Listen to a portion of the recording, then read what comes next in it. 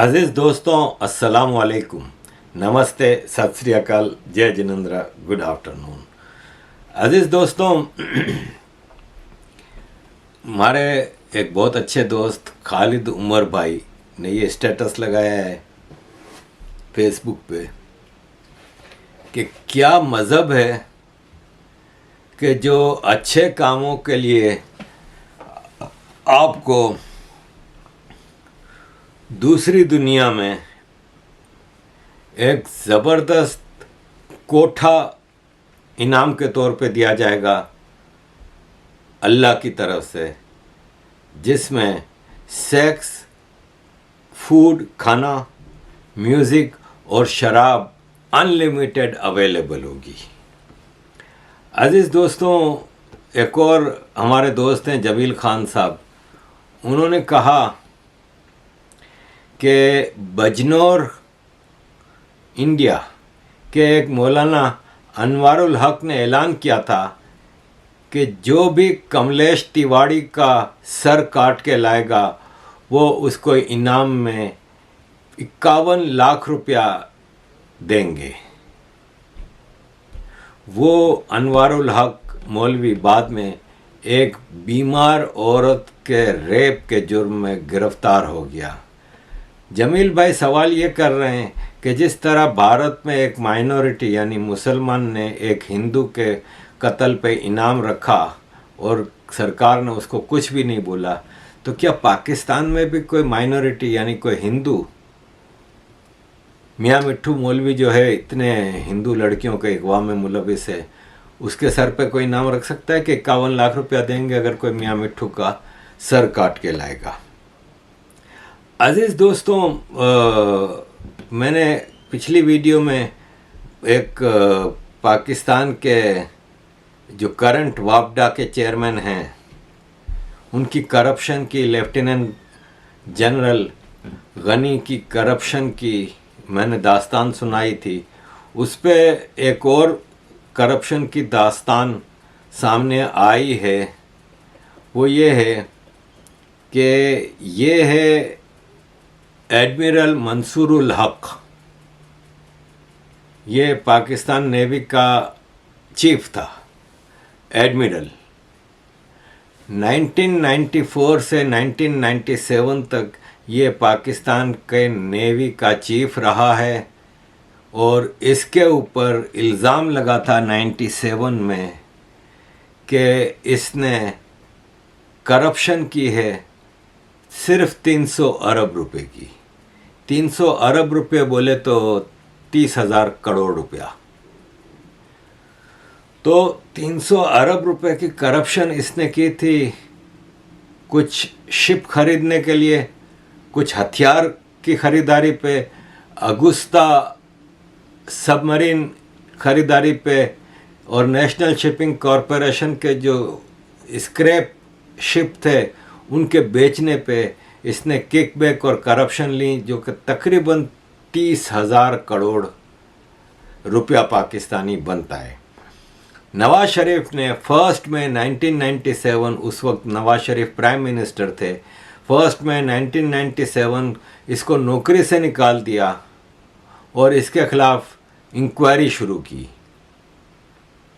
तो ये मंसूरुल हक 98 में पाकिस्तान से भाग के अमेरिका चला गया और अमेरिका की स्टेट टेक्सास के शहर ऑस्टिन में रहने लगा। पाकिस्तान में इसके खिलाफ केसेस चलते रहे। फिर जनरल मुशर्रफ आया तो जनरल मुशर्रफ ने इसका केस नैब बनाई थी, नेशनल अकाउंटेबिलिटी ब्यूरो, उसमें ट्रांसफ़र कर दिया था, लेकिन ये अमेरिका में मज़े से रह रहा था। फिर अमेरिका में एक कानून बना अर्ली 2001 में कि जो भी एंटी करप्शन लॉ बना कि जो भी अपने मुल्क में करप्शन करके अमेरिका में आता है तो उसको वो इस रेसिडेंसी नहीं मिलेगी, उसको बिजनेस का मौका नहीं मिलेगा और उसके ऊपर यहाँ पे केस किया जाएगा। तो पाकिस्तान से सरकार ने 2001 में इसके लिए लेटर लिखा अमेरिकी सरकार को कि आप इसके खिलाफ केस चलाएं करप्शन का। इसने पाकिस्तान से 300 अरब रुपए की करप्शन करके भागा है। अप्रैल 2001 में अमेरिका में इसको गिरफ्तार किया गया, ऑस्टिन की जेल में रखा गया। इसको कोई स्पेशल प्रिविलेज नहीं मिली। ऑस्टिन जेल में ये आम कैदियों के साथ रहता था, कैदियों का लिबास पहनता था, कैदियों के स्लीपर दिए गए थे और हथकड़ी पहना के इसको अदालत लाया जाता था केस की सुनवाई के लिए। मंसूर उल हक जो कि पाकिस्तान आर्मी का बंदा, उससे ये सब कैसे बर्दाश्त। तो उसने अमेरिकन अथॉरिटीज़ को ख़त लिखा कि आप, मेरा केस पाकिस्तान में है, मैं पाकिस्तानी नेशनल हूँ, आप मुझे पाकिस्तान के हवाले कर दें, मैं यहाँ पे नहीं रहना चाहता। तो अमेरिकी सरकार ने इसको मुशर्रफ सरकार के हवाले किया। ये इसको हथकड़ी पहना के हवाई जहाज़ में बिठाया गया और पूरे सफ़र में ये हथकड़ी में रहा। जैसे ही हवाई जहाज़ पाकिस्तान के एयर स्पेस में घुसा, इसकी हथकड़ी खोल दी गई। ये हवाई जहाज़ से निकल के बाहर आया तो वीआईपी लॉन्ज में इसको निकाला गया और वहाँ पे नेवी और आर्मी के ऑफिसर्स ने इसको सैल्यूट मारा और इसको नेवी की एक ज़बरदस्त बहुत बड़ी गाड़ी में बिठा के एयरपोर्ट से बाहर लाया गया और बजाय इसके कि इसको जेल में लेके जाते, इसको सहाला में रेस्ट हाउस में मुंतकिल किया गया, जो कि fully air condition luxury rest house था। और उस रेस्ट हाउस को जेल का नाम दे दिया और ये इस जेल में रहता था, जहाँ पे इसको अदालत में नहीं ले जाया जाता था, बल्कि नैब के लोग इसके बेडरूम में आके इसका इंटरव्यू लेते थे। और आखिर में नैब वालों ने कहा कि तुमने 300 अरब रुपए की करप्शन की है ना, तो अगर तुम खाली 45 करोड़ रुपया वापस कर दो ना हमको, तो हम तुम्हारा केस ख़त्म कर देंगे। यूं इसका केस ख़त्म हो गया और ये आज़ाद हो गया। 300 अरब रुपए की करप्शन करके सिर्फ 45 करोड़ दे के ये आज़ाद हो गया। अब असल पंच लाइन, 2012 में इसने आर्मी को ख़त लिखा कि मेरा घर और मेरी मर्सिडीज़ गाड़ी जो पाकिस्तान सरकार ने ज़ब्त की थी वो वापस की जाए, और मेरी नौकरी ख़त्म की गई थी एज ए एडमिरल और नेवी चीफ, वो वापस मुझे रिटायरमेंट बेनिफिट के साथ दी जाए, मुझे वापस बहाल किया जाए as a retired chief of navy, पूरी पेंशन और पूरी सर्विसेज और मेरे मेडल्स और सब चीज़ें वापस किए जाएं। अजीज़ दोस्तों, ये सब भी हुआ और ये एक करप्ट आदमी 300 अरब रुपए की करप्शन करके सिर्फ 45 करोड़ दे के छूट भी जाता है। और पाकिस्तान में ये वर्दी वालों का मुल्क है, वर्दी वालों के लिए ही बनाया गया है और वर्दी वालों के लिए ही ये रहेगा। इसमें पॉलिटिशियंस जो हैं ना, वो साइड पे अपने मज़े ले लेते हैं। अब जैसे ये हमारा शहबाज शरीफ है, मतलब पाकिस्तान के हालात जो हैं, इसमें इसका इंग्लैंड में आके किंग चार्ल्स की कोरोनेशन की तकरीब में आना बनता ही नहीं है। और आज 3-4 दिन से यहीं बैठा हुआ है। पाकिस्तान में अफ़गानिस्तान का फॉरेन मिनिस्टर आया हुआ है, पाकिस्तान में चाइना का फॉरेन मिनिस्टर आया हुआ है, पाकिस्तान में इतने इश्यूज़ हैं, वहाँ पे इतने कर्ज़े ड्यू हैं, पेमेंटें करनी हैं, जून के फर्स्ट वीक में बजट पेश करना है। ये लंदन में मज़े से बैठा हुआ है। और ये लंदन आते हैं ना, इनकी प्रॉपर्टियाँ हैं, इनका अपना बेटा रहता है, इसका अपना भाई रहता है, इनकी कोई अरबों डॉलर की प्रॉपर्टियाँ हैं, बिलियंस ऑफ डॉलर की, लेकिन रहते हैं 5 स्टार होटलों में, सरकारी खाते में। वो पूरी कैबिनेट लेके आया है।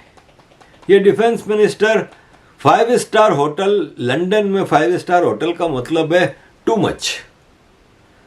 ये 5 स्टार होटल में जर्नलिस्टों से इंटरव्यू दे रहे, इन लोगों को शर्म भी नहीं आती कि यही प्राइम मिनिस्टर ने अभी आज से 2-3 महीने पहले कहा था कि अब सरकारी दौरे कम होंगे और जो ज़रूरी है वही जाएगा और वहाँ पे 5 स्टार होटलों में नहीं रहेगा, याद होगा आपको सब। लेकिन ये अपने घर होते हुए, अपनी प्रॉपर्टियां होते हुए 5 स्टार होटलों में रह रहे हैं। कोई दर्द नहीं है इनको, कोई शर्म नहीं है, कोई हया नहीं है।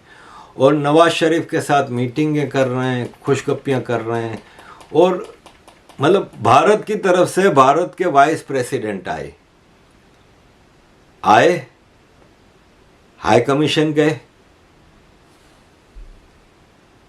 एक प्रोग्राम रखा गया जिसमें सारे यहाँ पे जो भारत के जो सोशल मीडिया ग्रुप्स और जो NGOs और भारत के जितने लोग हैं प्रोमिनेंट लोग, उन लोगों के साथ एक डिनर रखा गया। वो सब आए, वाइस प्रेसिडेंट साहब ने, भारत के हाई कमीशन ने स्पीच की, उन सब से वो मिले। अगले दिन किंग चार्ल्स की उसमें गए कोरोनेशन सेरेमनी में, बस चले गए। ये तो पधार के बैठे हुए हैं इधर। तो अजीज़ दोस्तों, ये हालत है जबकि पाकिस्तान को अभी बजट पेश करना है जून के फर्स्ट वीक में, और IMF पाकिस्तान को अब ये हिदायत देनी शुरू कर दी हैं कि आपको अगले बजट में ये करना है, वो करना है, लेकिन इनके पास टाइम ही नहीं है। देखें, 6 फौजी मारे गए नॉर्थ वजीरिस्तान में TTP के लोगों के हाथों।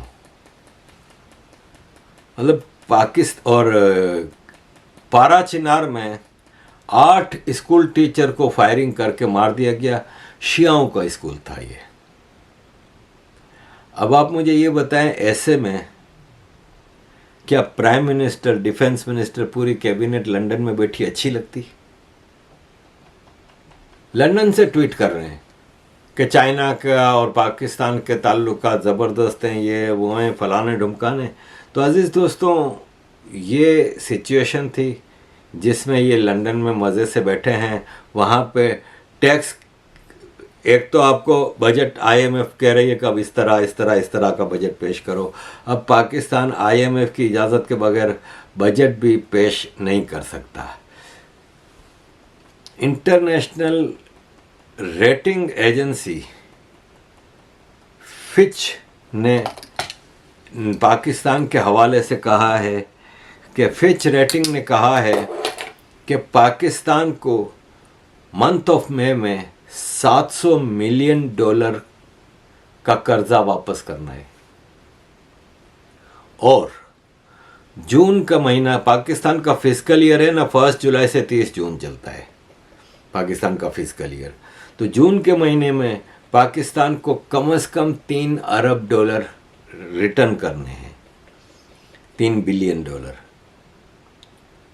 और IMF के साथ अभी तक पाकिस्तान का कोई एग्रीमेंट नहीं हो पा रहा, डिस्पाइट इसके कि इमारात और सऊदी अरब ने गारंटी दे दी है कि हम पाकिस्तान को $2 बिलियन और $1 बिलियन रखने के लिए दे रहे हैं। इसके बावजूद IMF पाकिस्तान पे भरोसा करने को तैयार नहीं, क्योंकि पाकिस्तान की टेररिज्म की इंडस्ट्री बंद ही नहीं हो रही। नए नए टेररिस्ट फ्रेंचाइजीज खुल रहे हैं, ग्रुप्स बना रहे हैं। पाकिस्तान अपनी टेररिज्म इंडस्ट्री को ख़त्म ही नहीं कर रहा। और ऐसे में IMF ने पाकिस्तान को कहा कि अपने कुछ नेशनल एसेट्स हैं वो बेचो। उसको इतना घपलेबाजी हो रही है। अब जैसे एक मिसाल है कि स्टील मिल पाकिस्तान का one of the biggest unit है। ये कई खरब रुपए का प्रोजेक्ट है, अरब की बात नहीं हो रही। 100 करोड़ का 1 अरब होता है और 100 अरब का 1 खरब होता है। 100 बिलियन रुपए का 1 खरब होता है। ये कई 100 खरब का है प्रोजेक्ट।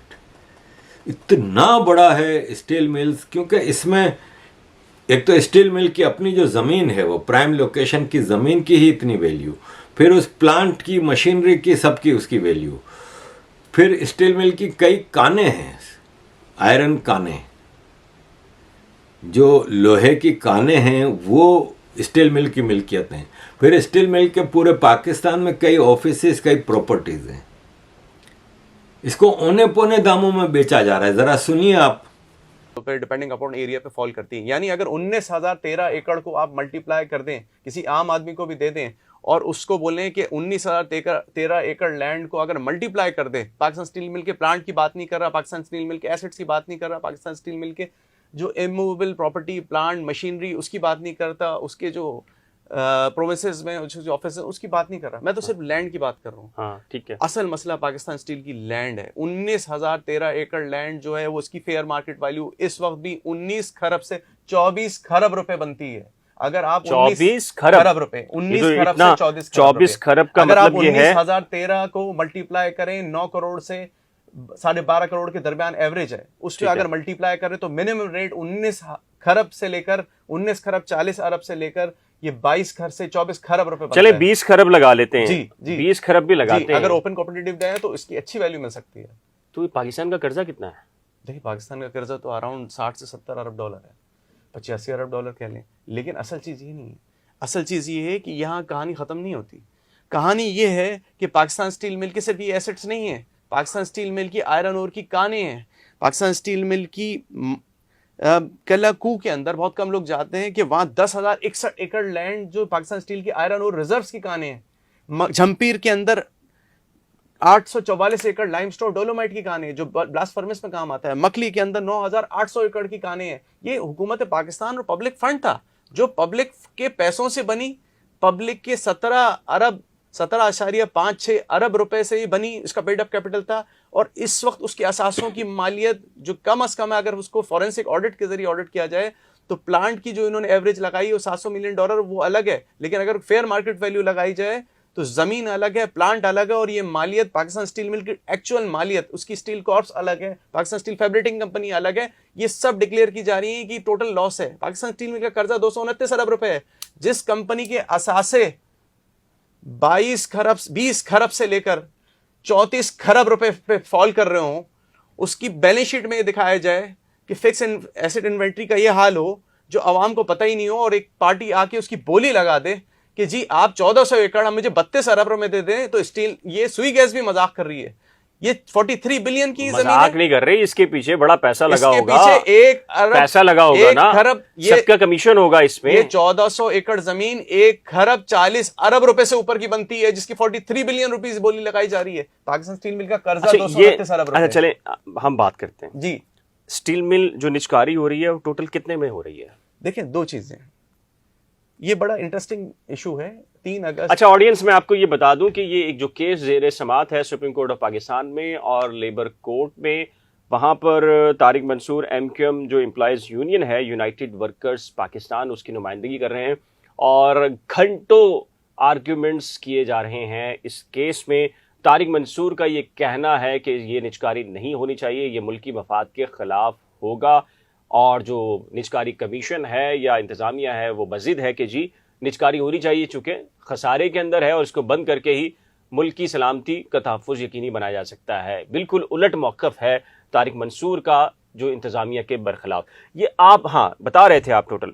जी देखिए, पाकिस्तान स्टील मिल की जो कानें हैं, जो आयरन ओर रिजर्व्स हैं, ये रिजर्व्स क्यों इस्तेमाल नहीं किए जा रहे?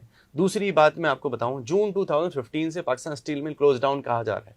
एक आम आदमी ये समझ रहा है कि पाकिस्तान स्टील मिल क्लोज खसारे में सीधी 2008 के अंदर जिस स्टील मिल के बैंक अकाउंट्स में अगर 25 अरब रुपए, AGPR की रिपोर्ट्स मैं आपको दिखा सकता हूं, मेरे सामने ऑडिटर जनरल पाकिस्तान की रिपोर्ट्स हैं।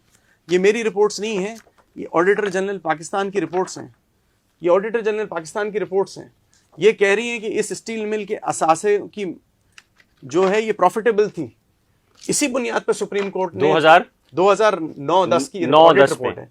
और फिर पीपल्स पार्टी की हुकूमत आ गई ना। नहीं, देखिए इस पे सुप्रीम कोर्ट ने सो मोटो नोटिस लिया। बहुत कम लोगों को याद है कि वतन party versus federation of Pakistan में 2016 में सुप्रीम कोर्ट ने सो मोटो नोटिस लिया और प्राइवेटाइजेशन उस वक्त के चीफ जस्टिस इफ्तिखार चौधरी और लेड बाय 3 मेंबर बेंच ने उसको नल एंड वाइट किया और नल एंड वाइट की उसने डिसीजन दिए और उसके अंदर उन्होंने बताया कि मेरे पास उसकी जजमेंट मौजूद है, मैं आपको जजमेंट दिखा सकता हूं। अच्छा, फिर ये माफिया कौन है जो ये कर रहा है? उन्होंने बताया कि ये क्यों नल एंड वाइट है। उसके बाद इसको दोबारा रिवाइव करना शुरू किया। मुशर्रफ दौर में ये पूरी रिवाइव हो गई। 1998 में भी इसको डिफॉल्ट करार दिया गया, लेकिन इसके अंदर पोटेंशियल था, मुशर्रफ दौर में इसको रिवाइव किया गया। फिर 2006 में इसको प्राइवेटाइजेशन की कोशिश की गई, सुप्रीम कोर्ट इसने इंटरवीन किया कि फॉरेंसिक ऑडिट के बगैर आपने अंडर वैल्यूएशन की है, और सिटी ग्रुप वाली जो वैल्यूएशन पे उसको नन एंड वॉइड कर दिया। फिर 2006 की जजमेंट आती है सुप्रीम कोर्ट की, और फिर उसको दोबारा रिवाइव किया जाता है, प्रॉफिटेबल होती है। फिर 2009-10 के अंदर दोबारा स्कैम होता है, 25 से 30 अरब वही प्रॉफिट लॉस में बदल जाता है। फिर सुप्रीम कोर्ट एक्शन लेती है, 15/2012 सुप्रीम कोर्ट का लैंडमार्क जजमेंट है, जो सुप्रीम कोर्ट उसमें सुमोटो नोटिस ली 15/2009 में, और सुप्रीम कोर्ट उसमें तयन करती है नैब को और इंक्वायरी की जो रिपोर्ट्स मौजूद हैं, और पीएलडी 2012 में रिपोर्टेड जजमेंट है। लेकिन उसके बाद फिर 2015 में गैस के बिल ना देने की वजह से, सुई गैस की बिल ना देने की वजह से अचानक इसका ब्लास्ट फर्नेस और उसी गैस की सप्लाई। अब अजीज दोस्तों, ऐसे में IMF देख रहा है कि किकबैक, हम पाकिस्तान को कह रहे हैं कि तुम बेचो अपने नेशनल एसेट्स ताकि तुम्हारे पास कुछ पैसा है। ये 100 रुपये की चीज़ 10 रुपये में बेच रहे हैं, 90 रुपये जेब में रख रहे हैं। इनकी तो आर्मी, ब्यूरोक्रेसी, जनरल्स, जजेस, पॉलिटिशियन सभी करप्ट हैं। तो IMF इन पे भरोसा करने को तैयार नहीं। ऐसे में कर्जे वापस करने हैं। अब नए कर्जे ले लेके पुराने कर्जे वापस कर रहे हैं। इंपोर्ट, मतलब कोई प्लानिंग नहीं है इनके पास। ऐसे में चाइना परेशान है। अभी चाइना का फॉरेन मिनिस्टर आया था, इससे पाकिस्तान ने बात की तो वो उल्टा गले पड़ गया। उसने कहा भाई साहब, हमारी पावर कंपनियां यहाँ पे प्रोजेक्ट लगा के बैठी हैं, उनको पैसा ही नहीं मिल रहा, और पैसा मिल भी रहा है तो ट्रांसफ़र नहीं कर सकते चाइना, क्योंकि पाकिस्तान कह रहा है कि फॉरेन एक्सचेंज हमारे पास है ही नहीं, और हमारा तो मामला ख़राब जा रहा है। हमारे यहाँ पे पावर प्लांट हमने लगा दिया, अब उसका जो प्रॉफिट है वो हमें दिया ही नहीं जा रहा। तो इस सारे मामलात में पाकिस्तान इस वक्त बिल्कुल ही बुरी तरह फंसा हुआ है, और यह है कि कोई सीरियसनेस सरकारी तौर पे नज़र आ नहीं रही। वर्ल्ड बैंक ने अभी रिपोर्ट दी है कि 2,30,00,000 पाकिस्तानी बच्चे स्कूल से बाहर हैं, स्कूल नहीं जा रहे, और पाकिस्तान की मेजॉरिटी बच्चे जो हैं ना, उनको ख़राब खाना मिल रहा है, और औरतें मेजॉरिटी जॉब से महरूम हैं। तो फिर अब ऐसी कौमें तबाही होंगी। इस कौम को आप जुर्म की तरफ ही लगा के रखें, और कोई काम ये कर नहीं सकते। देखें, यूरोप में इस वक्त एक बहुत बड़ा ऑपरेशन शुरू हुआ, ड्रग्स एंड वेपन माफिया। तो ड्रग्स माफिया के सारे कनेक्शन है ना ब्राज़ील और साउथ अमेरिका से लगे, और कई गिरफ्तारियां हुई, कई बड़े बड़े लोग पकड़े गए, और उसमें ब्राज़ील की सरकार और यूरोपियन सरकार और सब मिल के एक जॉइंट ऑपरेशन किया, और पैसा जो है ना वो चाइनीज़ कंपनियां ट्रांसफ़र करती थी, और हथियार की जो स्मगलिंग है ना उसमें पाकिस्तानी इन्वॉल्व हुए, और पाकिस्तानियों का सारा हिसाब किताब पकड़ा गया। उसमें अब ये पूरा इंटरकनेक्टेड है कि ड्रग्स, हथियार, पैसा, ये 3 की साइकिल चलती है, और उसमें South American drugs don, drugs बड़े बड़े डॉन, पाकिस्तानी सप्लायर और यूरोपियन। हर ख़राब काम में आपको पाकिस्तानी इन्वॉल्व मिलेगा। सेनेटर अनवारुल हक काकड़ ने सेनेट में रिपोर्ट पेश की है कि बलूचिस्तान से जो अफ़गानिस्तान और ईरान, अफ़गानिस्तान माल जाता है, ईरान से माल आता है, पेट्रोल और ये सब, और अफ़गानिस्तान में माल जाता है। इस तरह ईरान में चीनी भी जाती है, और यूँ दो तरफा जो स्मगलिंग हो रही है, इससे महीने का पाकिस्तान आर्मी 10 से 12 अरब रुपया, यानी 1000 से 1200 करोड़ रुपया कमा रही है। सेनेटर अनवारुल हक ने कहा कि ये जो महीने का 1000 से 1200 करोड़ रुपया पाकिस्तान आर्मी इस स्मगलिंग से जो कमा रही है, इसमें से कोई हिस्सा बलूचिस्तान की सरकार को भी मिलता है, या प्राइम मिनिस्टर को भी, फेडरल गवर्नमेंट को भी मिलता है, कि सारा का सारा कोर कमांडर अपनी आर्मी में बांट देता है। तो अजीज़ दोस्तों, ये सिचुएशन है पाकिस्तान की। यहाँ पे पोजीशन ये है कि सेनेटर मुश्ताक अहमद खान ने बताया है कि गैस कंपनी जो है ना, गैस कंपनी, उसके एमडी की सैलरी 68 लाख रुपया है। गवर्नर स्टेट बैंक की सैलरी 25 लाख रुपया है। और ये जितने ये सब हैं ना बड़े बड़े कॉरपोरेट के, जिसपे अपने मनपसंद लोग इन्होंने बिठाए हुए हैं जो कि कैपेबल नहीं है, उन सबको इन बड़ी बड़ी सैलरीज के अलावा 2 गाड़ियां, एक बंगला, 1200 लीटर पेट्रोल फ्री महीने का, एक ड्राइवर, 4 नौकर, electricity gas free, generator provided, generator का पेट्रोल फ्री, बच्चों के स्कूल के 75% एक्सपेंसेस सरकार दे रही है। ये एक गरीब पाकिस्तानी मुल्क का हाल है। तो आप ये बताएं कि आगे आप इससे और क्या एक्सपेक्ट करेंगे। यहाँ पे सिचुएशन ये है कि LGBT एक मसला है ना, LGBT कम्युनिटी के बारे में जाकिर नायक से पूछा गया कि ये क्या मसला है। तो जाकिर नायक ने कहा कि दरअसल ये LGBT कम्युनिटी है ना, ये इनका दिमाग ख़राब है, ये मेंटल केस हैं। और ये मेंटल प्रॉब्लम इसलिए पूरा शुरू होती है कि ये पोर्नोग्राफिक मूवीज़ बहुत देखते हैं और इसकी वजह पोर्नोग्राफिक मूवीज़ हैं। तो गूगल और सर्च वेबसाइट्स के मुताबिक जो दुनिया में 10 सबसे ज़्यादा पोर्न वीडियो देखने वाले लोग हैं ना, उसमें नंबर 1 पाकिस्तान है, नंबर 2 इजिप्ट है, नंबर 3 वियतनाम है, 4 पे ईरान है, 5 पे मोरक्को है, 6 पे इंडिया है, 7 पे सऊदी अरब है, 8 पे तुर्की है, 9 पे फिलीपीन है, 10 पे, मतलब आप ये देखें कि टॉप 5 में 4 मुसलमान मुल्क हैं। हिपोक्रेसी की एंड हो गया कि नहीं। अजीज दोस्तों, thank you very much for all your support. Keep supporting.